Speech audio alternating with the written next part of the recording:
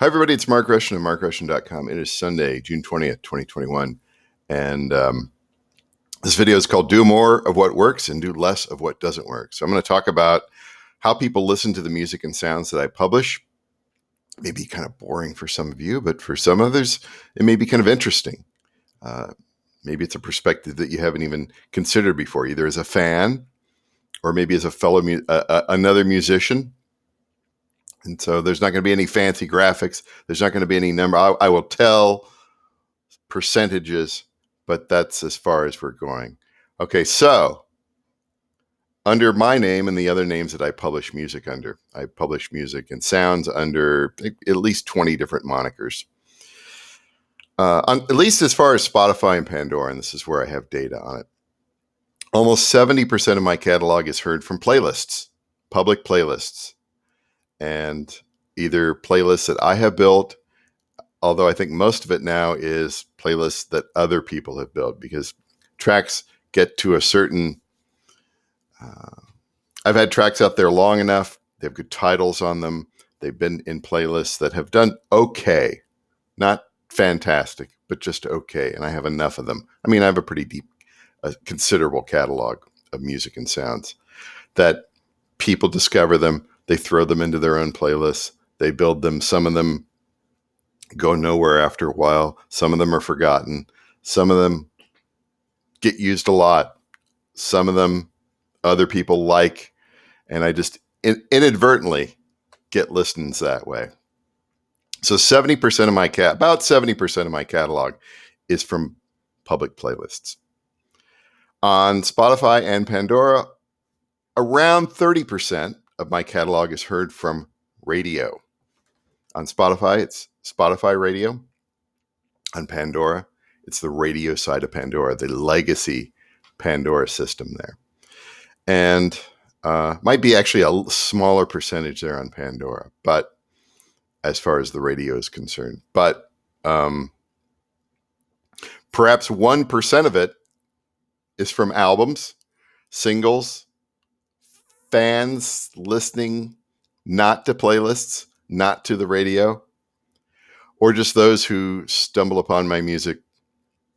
Perhaps they're searching for a particular term, or they're looking for a certain kind of music, and they happen upon my page, wherever it be, whether it be on Spotify, YouTube Music, Apple Music, Deezer, Napster. Did I forget one? I'm sure I forgot. I forgot about 50. There's so many different streaming sites around the world.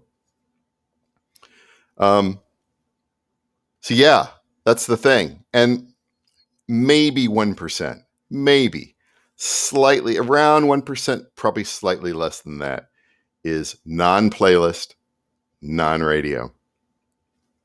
Isn't that interesting? I mean,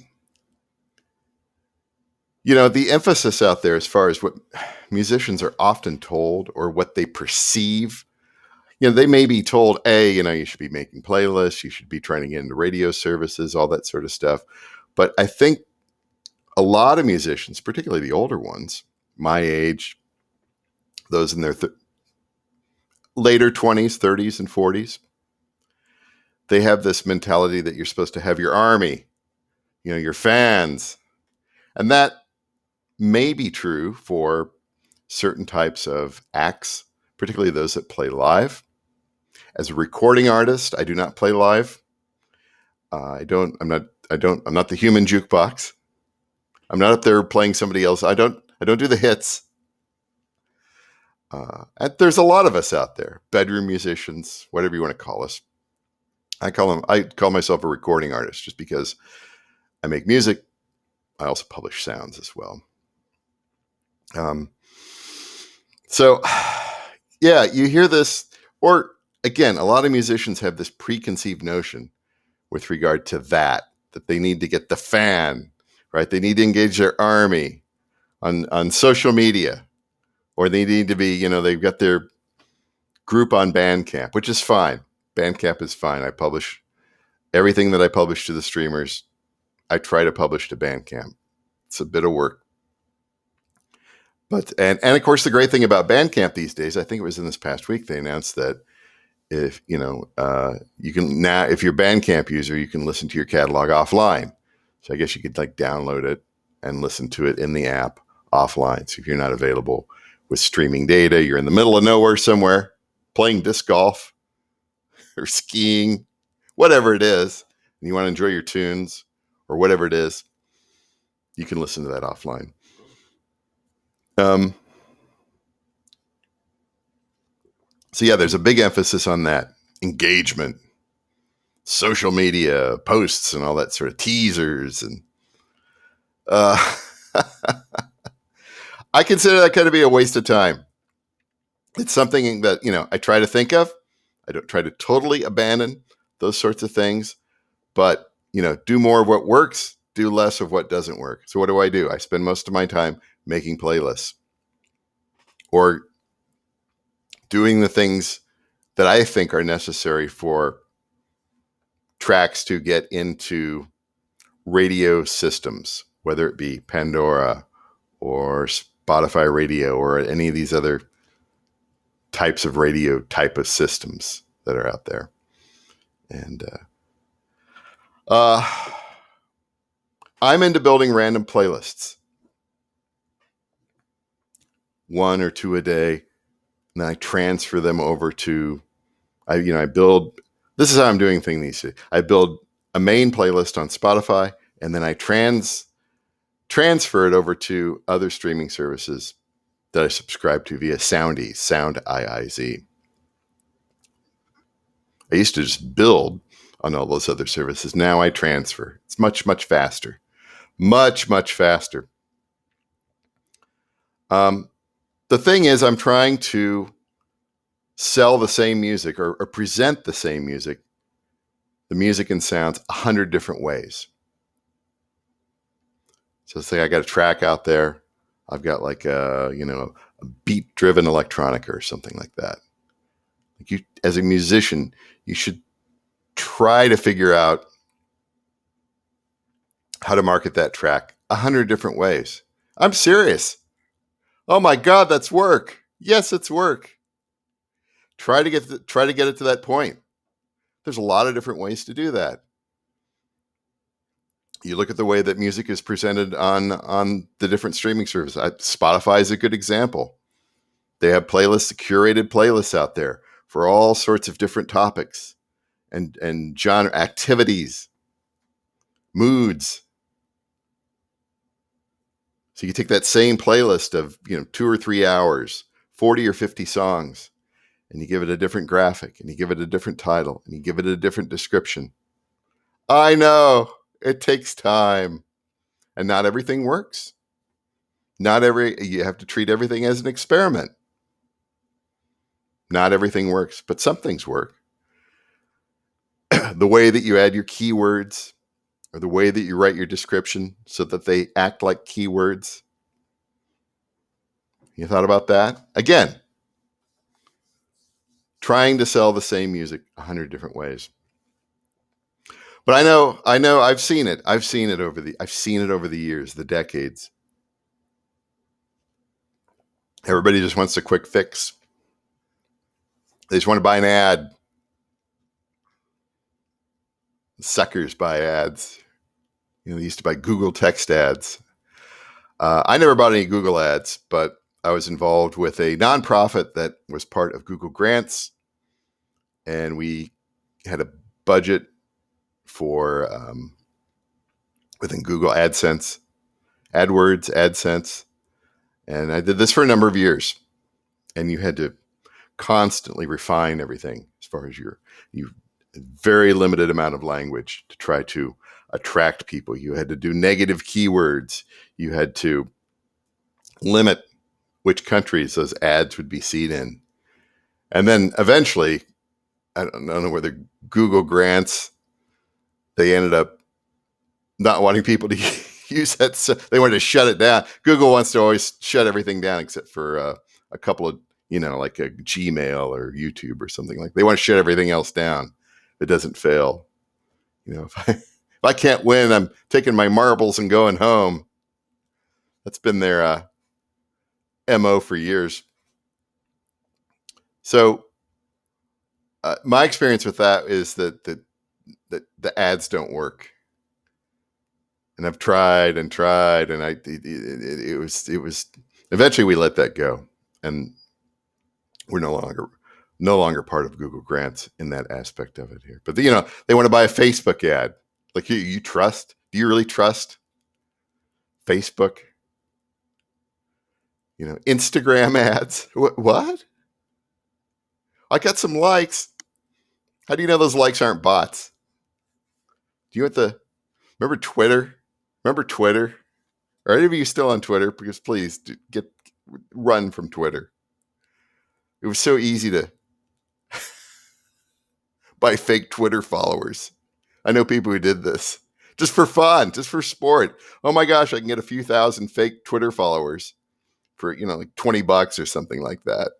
And eventually, those accounts would be deleted by Twitter. But oh, look at this. I've got 5,000 fake people are following me. It's so easy to do. There's a million places to buy that crap.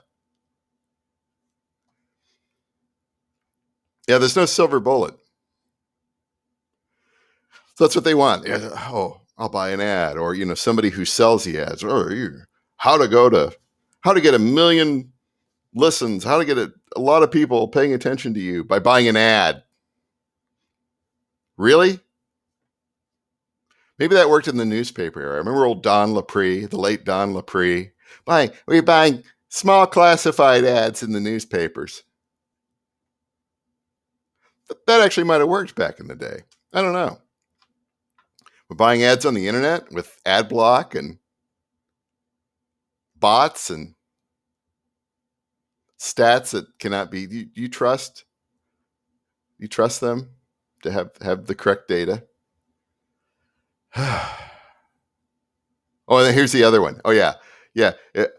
I need to learn how to become friends with the people who curate the playlist. Oh yeah. That's a good one. Yeah. Oh, how can I be friends? I want to be friends. Maybe they'll put me in the playlist. You need to get to know you need to get to know the Spotify curators. Really? You believe that one? No. So and so says that you have to figure out who curates the playlist. That's old school. And if you can do that, that's great, right? Like if somebody curates a playlist for Spotify or whatever, likes your stuff, happened upon your stuff and likes it, that's great. But to go and you're acting like a puppy dog. Oh, if I could just put my demo tape in their pocket, my little cassette, that'll unlock the cheat codes. Probably the best thing to do with regard to something like that is to spend a little time on Submit Hub and maybe try to find some playlists where you fit in properly and spend just a very tiny amount of money getting experience with pitching those playlists and getting in there. And it's not necessarily about, riches or anything like that. It's just seeing whether or not your pitches are any good, whether your research is any good for attracting a private curator of a public playlist on Spotify. That's the only reason that I would do. I have done that in the past. And I have actually a pretty good batting average on Submit Hub. But the kind of stuff I do, I'm not gonna the $250 campaign ain't happening. It's much smaller. It's part of a small piece of the pie. And the other one. There's still a lot of people. They'd love to do the payola thing. If I could just send them the gift basket. If I could just pay somebody to pay them off so I could get listens, likes. Ugh. Really? That's part of the problem over the years. The history of payola in the industry. Ugh. Yes, they wish they were famous enough to sign a contract where they give up 85% or more of their profits, where they're happy to give up the copyrights and the publishing for the design by committee hit. They'd love to have some giant corporation push their music and tell all the robots that they should like it. A lot of people don't admit this, but that's what they want. I want to be a star. I want to be a star. No, you don't want to be a star. You need to do more of what works, and you need to do less of what doesn't work. And you don't want to be famous. Look at all like the superstars. Where did they end up? Face down in the tub, or blowing their brains out, or choking on vomit. They're not exactly sure whose vomit it was. Or they can't sleep, so I'm taking propofol, sleeping in a hyperbaric chamber, constantly in legal trouble, smoking all the weed, and then dying of a heart attack. When you could have been just making music all along, experimenting, collaborating, working with others. Instead of 7 years, 12 years in between albums and hurrah, and here's my stadium tour. It's fine. You want to be a Vegas act? That's fine. That's fine. But I don't know. You really want to be famous? My advice is make more public playlists. Try to get into radio, however you can. There's certain, the Pandora radio, by being distributed to Pandora, typically you're in there as long as it's music.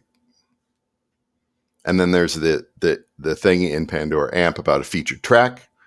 That's a good thing to do. If you're not doing that, learn about it. I know it's hard. It's really difficult. Gosh. But once you've done it a few times, it becomes, over time, it's a good thing. And how you get into Spotify, And how do you get into Spotify? I have no idea. Most of my artists do very little on Spotify radio, but one of them does pretty good. What's the cheat code? I don't know what the cheat code is for that. I have no idea. I think that the tracks have been in a high number of playlists that aren't my own. And so they become, what's the term? Perpetual.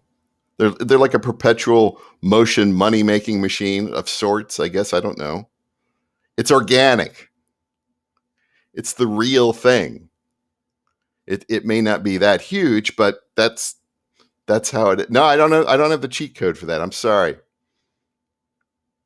Don't get me wrong. I'd love to have all of my artists do that well in Spotify radio, but it is what it is.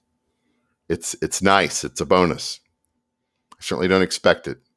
I don't know how it happened. It's like getting your music into cable TV music systems, or something like online radio, which has largely. I mean, there's a lot of little niche things around the world. I mean, don't get your music into that and not get any royalties. Don't do that sort of thing. That's wrong. But we'll give you exposure for free. Don't you want some exposure? No, I don't want to be exposed to anything. What are you talking about? Yeah, and release a steady supply of new sounds. Get better at it over time. Typically, you keep your nose clean, right? Like if I got to release something every few weeks, I can't just slack off. Oh, I've got writer's block. I can't. Oh, I can't. Oh, my vapors. I can't. I have to have a big campaign and push. Puppet show and Spinal Tap. Yeah. Don't ignore your catalog. Don't ignore your catalog.